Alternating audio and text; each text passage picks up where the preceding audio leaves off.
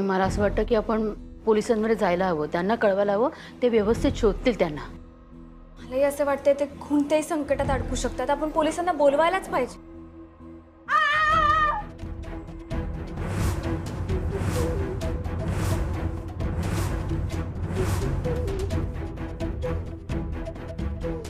गायत्री,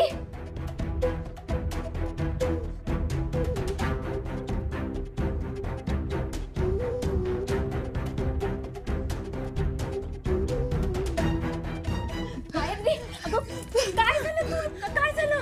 वहिनी, तिथे कोणीतरी आहे. कुठं? तिथे. काय बोलते? तिथे आहे कोणीतरी. गायत्री, कोण आहे? माहिती नाही. ठीक आहे, शांत हो, शांत हो. तिथून आवाज झाला म्हणून मी घाबरले, मी बाहेर आले. निघून आधी. शांत हो, शांत हो.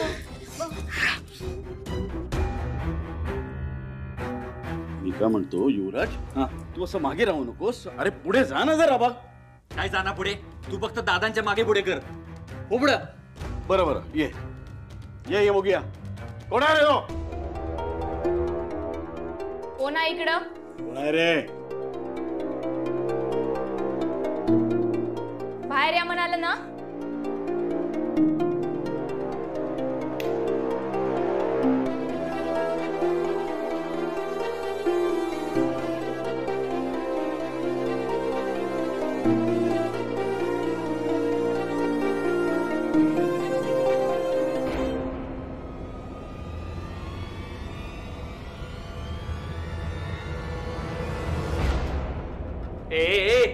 कोण आहे तिकडं? भाऊ काका तुम्ही? बाबा,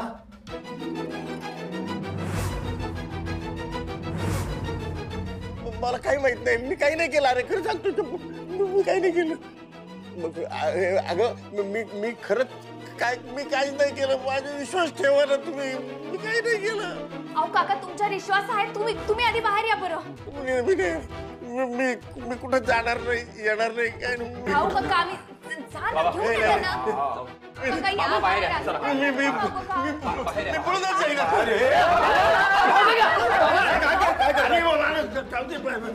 अहो काय करताय तुम्ही? युवराज, अरे मी खरंच काय केलं नाही रे बाळा. हो ना, मग चला बघूया. चला बसा. बाबा इथं बसा. मी काय केलं?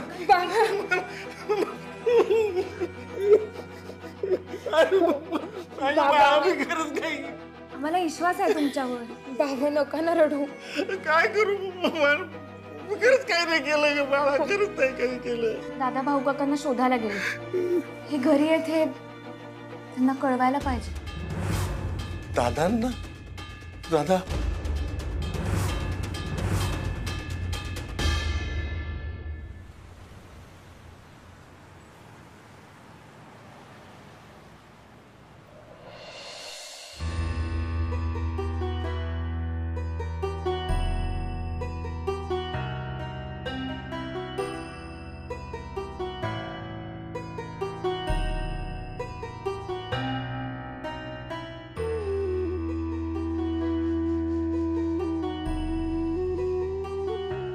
वैजंती, मुक्ता, भाऊ भाऊ आला का ग घरी?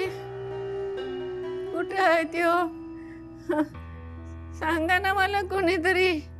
भाऊ कुठे आहे? मला बघायला पण आला नाही. का आला नाही मला बघायला?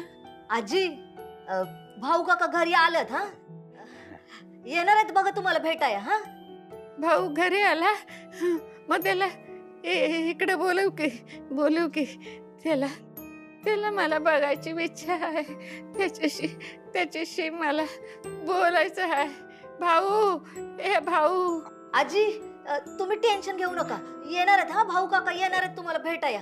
हा, तुम्ही झोपा आता शांत. हा, अजिबात टेन्शन नका घेऊ. वैजंती, मुक्ता, भाऊ भाऊ कुणीतरी सांगा ना मला. समधीजण कुठे गेले? आजी आजी आजी आजी आजी आजी आजी आजी तुम्ही पडून राहा. तुम्ही येणार बघा तुम्हाला भेटायला येणार आहेत समधी. आजी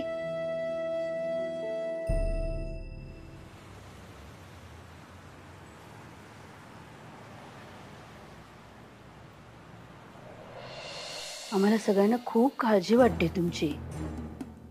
हे तुम्हाला शोधत वणवण हिंडतायत. भाऊजी नका शांत बसू, बोला काहीतरी, सांगा काय झालंय.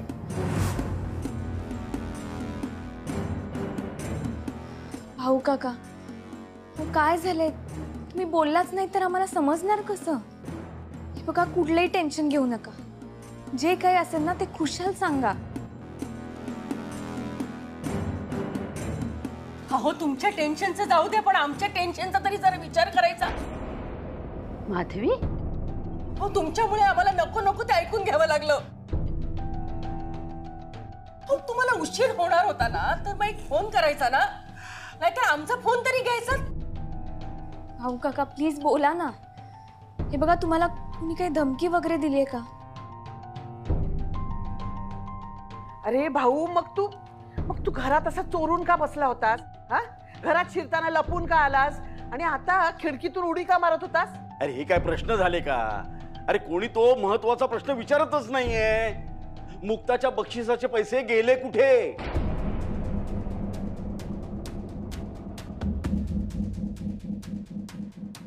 खरंच सांगतो, माझी काही चूक नाहीये. खरंच माझी काही चूक नाहीये. माधवी अगं. भाऊ काका, हे बघा, जे काही असेल ना ते न घाबरता सांगा. इकडं तुम्हाला कोणी काहीच बोलणार नाहीये. नाही मुक्ता, तू बरोबर बोलतेस, पण खरंच चूक असेल तर दादा शिक्षा दिल्याशिवाय राहणार नाही, हे लक्षात ठेवायला पाहिजे. दत्ता भाऊ, अहो काय कुठे भरकटताय तुम्ही? आणि जरा बोलू द्या आधी त्यांना. बोला, सांगा ना. भाऊजी, पाणी हवे का तुम्हाला? नको. अहो तुम्ही कुठे होतात? म्हणजे ठीक आहात ना तुम्ही? पैसे पैसे पैसे आहेत ना? तुम्ही दिवसभर उपाशी होतात. काहीतरी खाऊन घ्या आणि नंतर नीट निवांत बोला. हा, नको. काय माधवी अगं, असं काय करताय तुम्ही? वहिनी, आहो कशी ताण भूक लागेल मला. खरंच शपथ सांगतो, माझं काही चूक नाही, माझी काही चूक नाही. पण पैसे पैसे पैसे पैसे पैसे गेले, पैसे गेले.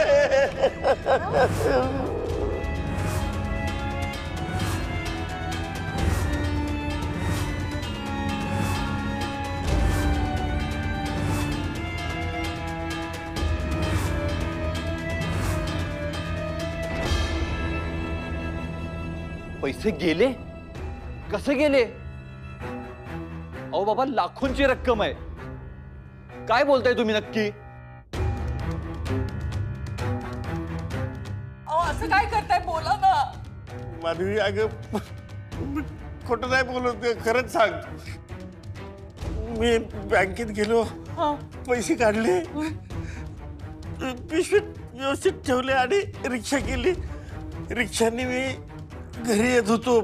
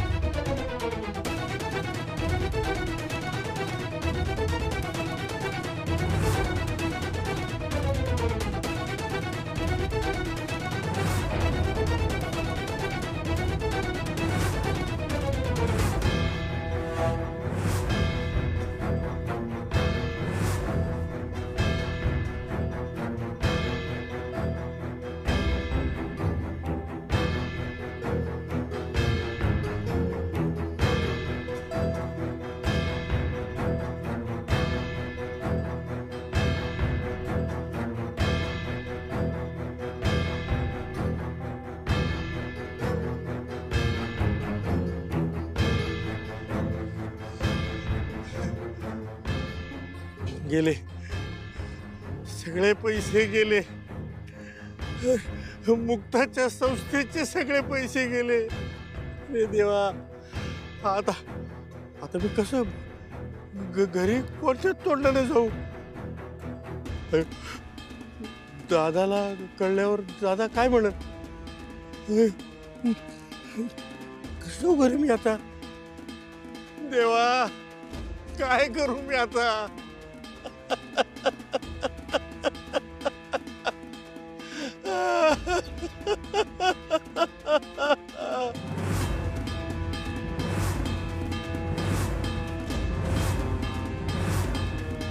अरे अरे अरे अरे अरे, एवढे सगळे पैसे पाण्यात गेले. अरे केवढा हलगर्जीपणा. अरे इतका कसा निष्काळजीपणा रे? हा? काय भाऊ तू? अरे मुक्ताच्या मेहनतीचे पैसे होते ते. तुला तुला माहितीये ना, ती संस्था काढणार होती आणि तुलाच प्रमुख बनवणार होती ना. झालं आता, बस घरातच. आता कुठून आणायचे एवढे पैसे सांग? हा?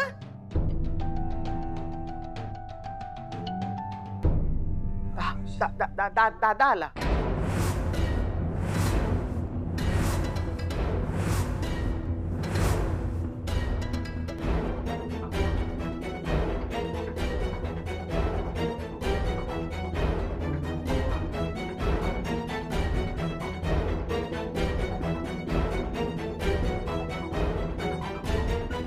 चला, कुस्तीच्या आखाड्यामध्ये उतरतोय. तर झोंबा झोंबी न करता आता डायरेक्ट सावत्र भाऊ उचलून आपटायचा. पहिला बकरा भाऊचा.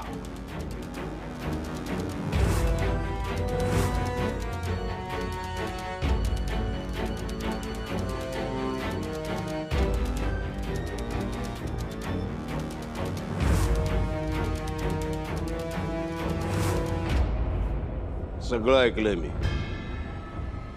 भाऊ, आता मला खरं खरं सांग, ही गोष्ट तू सगळी रचून सांगतोयस ना?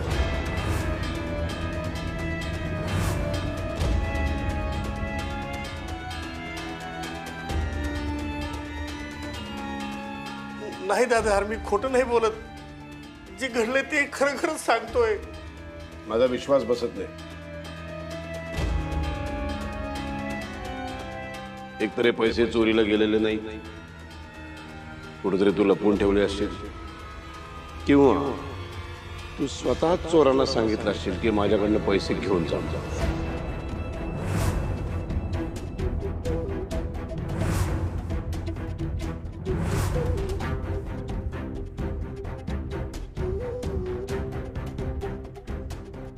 अहो, काही काय बोलताय तुम्ही? दादा, अहो तुम्ही खरंच काय बोलताय? हे भाऊ काका आहेत ते. तुम्ही काही पण आरोप करताय त्यांच्यावर. मी तुम्हाला तुमची मतं विचारली आहेत.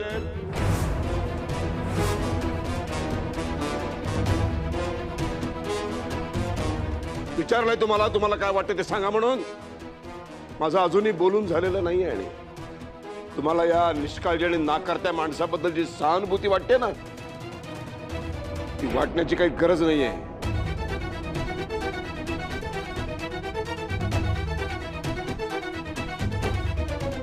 हे जे पैसे चोरीला गेलेत ना, ते पैसे असे तसे नाही आहेत. मुक्ताच्या बक्षिसाची रक्कम माहिती, तिच्या स्वप्नांचा चुराडा केलायस तू. आणि मुक्ताच्या स्वप्नांचा चुराडा मी होऊ देणार नाही कुठल्याही परिस्थितीत. शिक्षा तर होणारच तुला. आणि फक्त भाऊच्या बाबतीत नाही, आता ह्या ठिकाणी भाऊच्या ठिकाणी घरातलं कोणीही असताना, म्हणजे सारंग जरी असताना, तरी त्याच्याशी सुद्धा मी असाच वागलो असतो. कारण या पैशाशी काही भावना निगडीत आहेत. त्यामुळे तुला सामोरं जावं लागणार शिक्षेला, चौकशीला.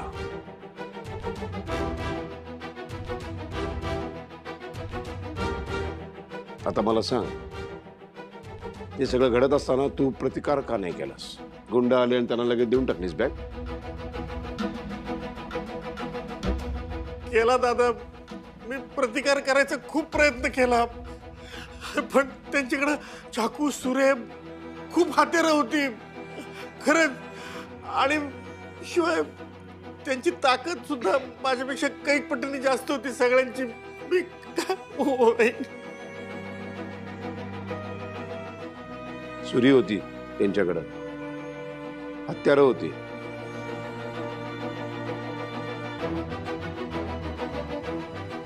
बाजूला.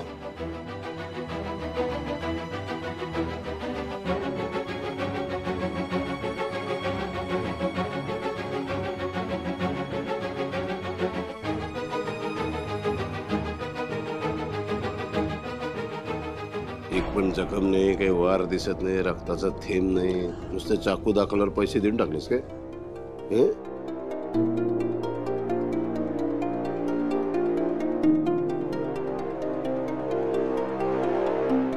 जीवाला घाबरलास तू. नुसता एक सोरा दाखवला आणि तू लगेच सगळं देऊन मोकळा झालास ना. तुला त्या पैशांपेक्षा, तिच्या स्वप्नांपेक्षा तुझा जीव जास्त महत्वाचा वाटला. मग घाबरायला पाहिजेच ना. जीवापेक्षा मोठं काय? एवढी धडधाकट गुंड समोर असताना त्यांचं काय टिकावं लागला असता. दादा बरोबर बोलते हो मुक्ता. हो, एवढा साधा बोळा माणूस एवढ्या माणसांसमोर काय करणार होता? यांनी ना सामना करायची वेळच येऊ दिली नाही. कळलं तुम्हाला? प्रतिकार वगैरे दूरच राहिला. ते आल्यानंतर ताबडतोब ह्यांनी ते पैसे त्याला देऊन टाकले.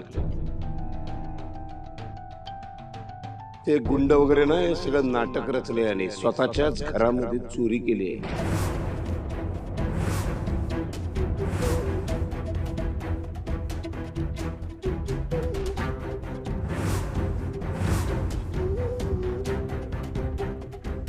नाही दादा नाही, शपथ सांगतो मी नाही चोरी केली रे. खरंच सांगतो. बस.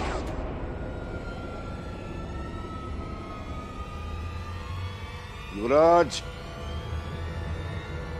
काठी गेली. दादा मी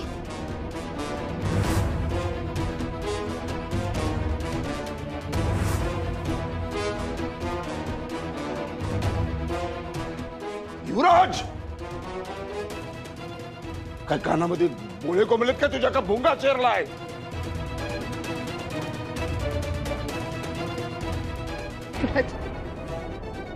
नाही अहो नाही. युवराज नको दादा. अहो खूप चुकीचं वागताय तुम्ही. हे बरोबर नाहीये. बस. मी काय करतोय आणि मला काय करायला पाहिजे कोणी शिकवायची गरज नाही आहे. कोणी मध्ये पडणार नाही आता.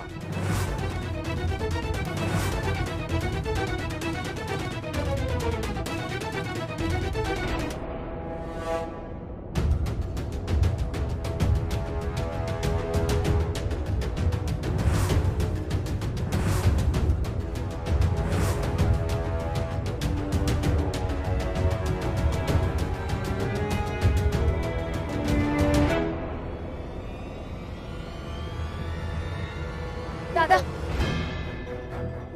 मी हात जोडीते.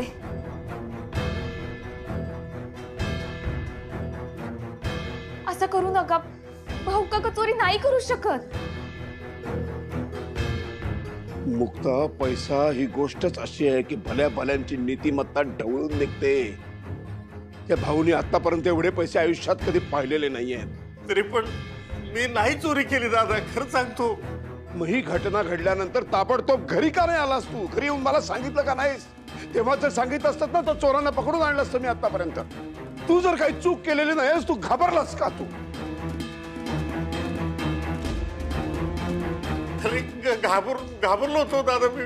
खरंच सांगतो खूप घाबरलो होतो. मला काय करावं ते सुचत नव्हतं. पण मला तुझ्या बरोबर काय करायचं हे कळतं ना. तुला शिक्षा व्हायलाच पाहिजे. हो हो, शिक्षा तर व्हायलाच पाहिजे. नगरकरांच्या जावयांनी छोटीशी चूक केली होती, त्याला केवढी मोठी शिक्षा दिली होती. मग न्याय तर सगळ्यांसाठी सारखा हवा. दादा मी दयेची भीक मागते. मला लेख मानताना भाऊ काकांना शिक्षा नका देऊ. हेच तर चित्र पाहायचंय. ही तर सुरुवात आहे ग मुक्ता. आज हात जोडतेस, उद्या पाया पडशील, परवा पायावर लोळण घेऊन नाक रगडशील.